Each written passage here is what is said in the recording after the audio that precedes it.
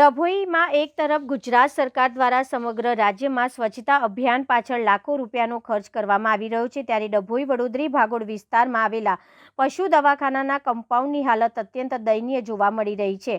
આ વિસ્તારમાં ગંદકી અને પશુ દવાખાનાની આસપાસ ઉગી નીકળેલા ઝાડી ઝાખરાના કારણે સ્થાનિક રહીશો અને દુકાનદારો મુશ્કેલીમાં મુકાયા।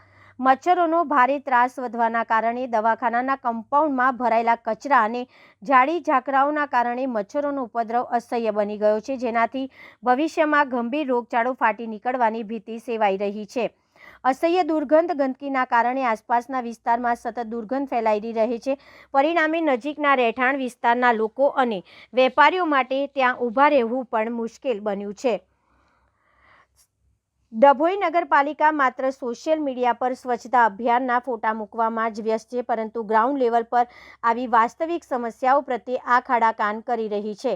વડોદરી ભાગોળ વિસ્તારના રહીશો હવે ત્રાહિમામ પોકારી ઉઠ્યા છે। લોકોમાં એવી ચર્ચા છે કે શું નગરપાલિકાના સત્તાધીશો કોઈ મોટો રોગચાળો ફેલાય તેની રાહ જોઈ રહ્યા છે, પછી સત્વરે આ ગંદકી દૂર કરી લોકોના સ્વાસ્થ્યની ચિંતા કરશે।